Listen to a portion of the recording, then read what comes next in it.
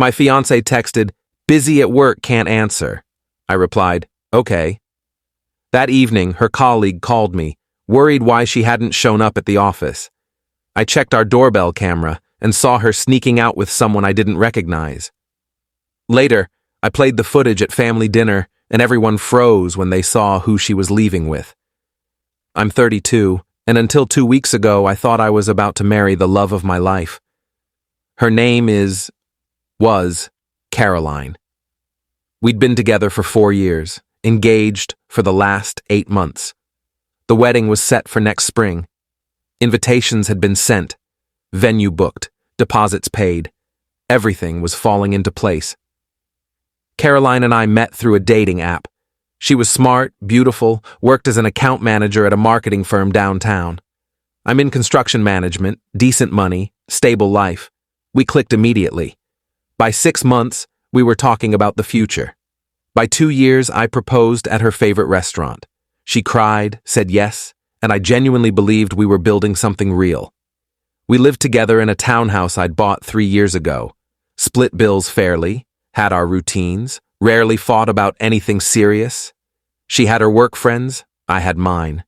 We trusted each other. Or at least, I trusted her. About 3 months ago, things started feeling different. Small changes. She'd be on her phone more, smiling at texts, and then quickly putting it away when I walked into the room. She started working late more often, coming home at 8 or 9 when she used to be home by 6. When I'd ask about her day, her answers got vague. Just busy. Lots of client meetings. You know how it is. I did know how it is. I work long hours too. So I didn't push. I figured she was stressed with work and wedding planning. I tried to be supportive, take some pressure off by handling more of the wedding details myself. 2 weeks ago on a Tuesday, I texted her around noon. Just a normal check-in. "Hey, want to grab lunch together?" She replied 20 minutes later. "Busy at work, can't answer." "Talk tonight." I replied, "Okay. Love you." No response. I thought nothing of it. She was busy. I went about my day, had a site meeting, dealt with some contractor issues, stopped at the grocery store on my way home around 5:30, made dinner, set the table for 2, waited for Caroline to get home. At 6:45, my phone rang. Unknown number. I almost didn't answer, but something made me pick up. "Hello?" "Hi, is this Caroline's fiancé?" A woman's voice, professional but concerned. "Yeah, this is him. Who's this?" "My name's Jenna. I work with Caroline. I'm calling because she didn't show up to work today and she's not answering her phone. We had a major client presentation this afternoon and she missed it. Her boss is really upset. Is she okay?" My stomach dropped. "What do you mean she didn't show up?" "She wasn't here all day. We tried calling her around 9 this morning when she didn't show for our team meeting, but it went straight to voicemail. I thought maybe she was sick, but usually she'd let someone know." I felt cold. She texted me at noon saying she was busy at work. Silence on the other end. Then, "She definitely wasn't here. I've been here since 8. I would have seen her." "Are you sure?" "Positive. Do you want me to have her boss call you?" No, I'll handle it. Thanks for letting me know." I hung up and immediately tried calling Caroline. Straight to voicemail. Texted her, "Where are you? Your work called. Said you didn't show up today." No response. I sat there at the kitchen table, staring at my phone, trying to piece together what was happening. She lied about being at work. She'd been lying since this morning. Where the hell was she? Then I remembered. We'd installed a video doorbell camera 6 months ago after some package thefts in the neighborhood. It recorded every time someone came or went through the front door. I pulled up the app on my phone, scrolled back to that morning. 7:23 a.m. The front door opened. Caroline walked out, dressed casually, jeans, sweater, not her usual work attire. She looked around, almost nervously, then walked to a car parked at the curb. Not her car. A silver sedan I didn't recognize. The driver's window was down. I couldn't see who was driving, but I saw Caroline lean in, say something, smile, then walk around and get in the passenger seat. The car drove off.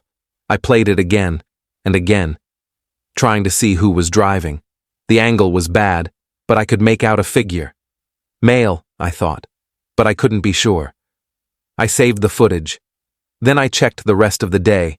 Caroline didn't come back until 6:02 p.m. The same silver car dropped her off. She got out, said something to the driver, laughed, then walked to the front door. Moments later, she came inside. I was still sitting at the kitchen table when she walked in. "Hey, babe," she said, dropping her purse on the counter. "Sorry I'm late. Crazy day at work." I looked at her, really looked at her. She was lying to my face. "How was the client presentation?" I asked calmly. She froze for just a second. "What?" "Your colleague Jenna called. Said you missed the big client presentation this afternoon. Said you weren't at work all day." Her face went pale. I was working from home. I forgot to tell them. You texted me saying you were busy at work." "Not home. I meant busy with work. From home." "Caroline, I saw the doorbell footage. You left at 7:20 this morning in someone else's car. You didn't come back until 6. Where were you?" She stared at me, mouth open, no words coming out. "Who were you with?" I asked. "It's not what you think." "Then what is it?" "I was with a friend. We went to look at wedding venues." "What friend?" "We already booked our venue." "For the rehearsal dinner." I wanted it to be a surprise. I didn't believe her. Not for a second. "Show me your phone." "What?" "Your phone." "Show me." "No, that's a violation of my privacy." "Caroline, you lied to me about where you were today. You lied to your work. You got in a car with someone I don't know. Show me your phone or I'm done." She clutched her phone tighter. "I'm not showing you my phone." "You're being paranoid. Then get out." "What?" "Get out of my house. You can't kick me out. I live here. My name's on the deed. You don't. Get out." She started crying, real tears streaming down her face. "Please, you're overreacting. I didn't do anything wrong." "Then prove it. Show me your phone." She didn't, just stood there crying, holding her phone like it was a lifeline. "Fine," I said. "Keep your secrets. But you're not staying here tonight." She left, grabbed a bag, threw some clothes in it, and walked out without another word. Update 1. That night I couldn't sleep. I lay in bed, staring at the ceiling, replaying everything, the doorbell footage, her lies, the way she refused to show me her phone. I knew something was wrong. I just didn't know what. The next morning, Wednesday, I decided to do something I'm not proud of. Caroline and I had a shared iCloud account for photos and calendars. I logged in on my laptop, checked her calendar. There was an entry for yesterday, Tuesday, at 10 a.m. Brunch with Jay. Jay. Who the hell was Jay? I scrolled through her other calendar entries. Lots of meetings, work stuff, wedding appointments. But scattered throughout were entries like coffee with Jay and lunch with Jay and afternoon with Jay. Going back weeks, maybe months. I felt sick. Then I checked the shared photo album. We used it to save pictures for the wedding, mostly. But when I scrolled down, I found photos I'd never seen before. Recent photos. Caroline with a guy I didn't recognize, at restaurants, at a park, at what looked like a botanical garden. They weren't inappropriate, no kissing, no hand-holding, but they were intimate. The way they looked at each other, the way they smiled. I zoomed in on one photo. The guy looked familiar, but I couldn't place him. Mid-30s, clean-cut, decent-looking. Who was he?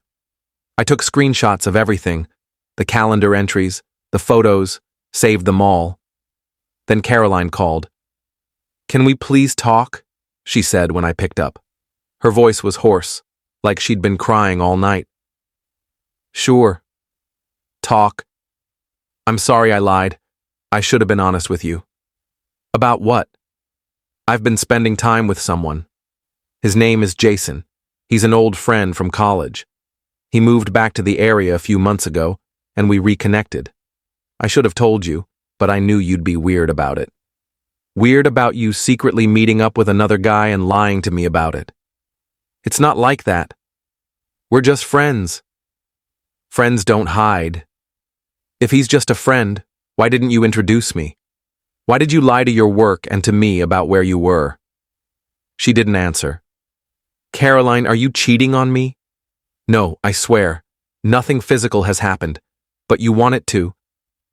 Silence. That's what I thought, I said. Don't come back to the house. We're done. Please don't do this. I love you. I want to marry you. No, you don't.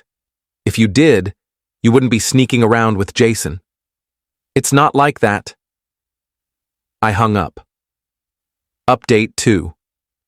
Over the next few days, I started putting pieces together. I reached out to a mutual friend, someone who'd known Caroline longer than I had. Asked if she knew anything about Jason. Oh yeah, she said. Jason was Caroline's boyfriend in college. They dated for like 2 years. Pretty serious, I think. They broke up when he moved for a job. Why? My heart sank. She's been seeing him again. What? Like, romantically? I don't know, but she's been lying to me about it. That's messed up. I'm sorry, I thanked her and hung up. So Jason wasn't just some old friend. He was her ex, and she'd been meeting up with him for months without telling me. That Saturday, Caroline's family was hosting a dinner at her parents' house. It had been planned for weeks, just a casual family get-together before the wedding. I was invited. Caroline had texted me earlier that week asking if I'd still come, saying she wanted to work things out and that we could talk after dinner. I said I'd be there. I showed up at 6 p.m. with a USB drive in my pocket. Her parents greeted me warmly, oblivious to what had been happening. Caroline was already there, looking nervous. Her brother and sister-in-law were there too, along with her grandparents. We sat down for dinner. Casual conversation. How's work? How's wedding planning? All the usual small talk. Caroline kept glancing at me, trying to gauge my mood. I stayed calm, polite, gave nothing away. Then, halfway through the meal, I pulled out my phone. Actually, before we go any further, there's something I need to show everyone. Caroline's face went white. What are you doing? I connected my phone to their TV using the USB drive I'd brought. Pulled up the doorbell footage from that Tuesday. I just want everyone to see what Caroline's been up to. Stop, she said, standing up. Don't do this. But I pressed play. The footage showed Caroline leaving the house, getting into the silver car, the driver leaning over to talk to her.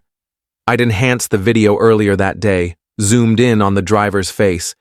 It was clear now. Jason. Her mom gasped. Who is that? That's Jason, I said.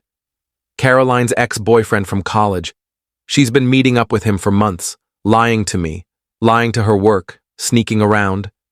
Caroline was crying now. It's not what it looks like. Then what is it? Her dad asked, his voice hard. We were just catching up. As friends. Friends don't lie, I said. Friends don't sneak around. Friends don't hide. I played more footage. Other days, other times. Caroline leaving, coming back, always with Jason. Her mom looked devastated. Caroline, how could you? I didn't cheat, Caroline insisted. Nothing physical happened. But you wanted it to, her brother said. That's why you hid it. She didn't deny it. I stood up. I'm calling off the wedding. I'll handle canceling the vendors. You can keep the ring. I don't want it. Please, Caroline begged. Don't do this. We can fix this. There's nothing to fix. You chose him over me the moment you started lying. I left, walked out of that house, and didn't look back. Final update. It's been 2 weeks since the dinner. Caroline has tried to contact me multiple times. Texts, calls, emails. I haven't responded to any of them.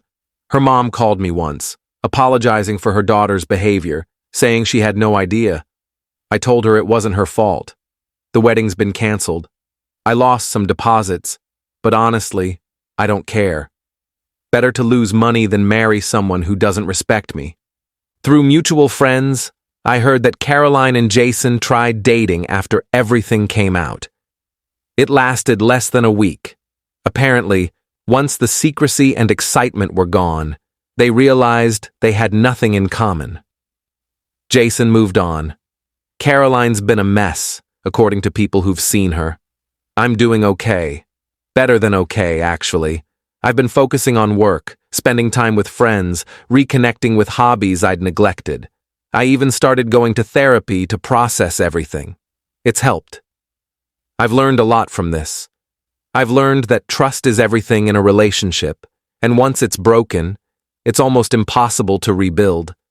I've learned that people will lie to your face and justify it by saying they didn't want to hurt you, when really they just didn't want to face consequences. I've learned that sometimes the person you think you know best is hiding the most. Caroline taught me what I don't deserve.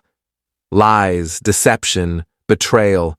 I deserve someone who's honest, someone who's all in, someone who doesn't need to sneak around to feel alive. And I'll find that person eventually. But for now, I'm just grateful I found out before I married her. Edit. A lot of people are asking if playing the footage at family dinner was too harsh. Maybe it was. But Caroline had been lying to me for months, and I was tired of being the only one who knew the truth. Her family deserved to know who she really was, and honestly, watching her have to face the consequences of her actions in front of the people she cared about most felt like the closure I needed. Edit 2. For those wondering what happened to the ring, I kept it. It was my grandmother's ring, passed down to me. Caroline wanted to keep it, said it had sentimental value, but I told her the only sentiment attached to it now was betrayal. I'm giving it to my sister. She'll appreciate it more than Caroline ever did.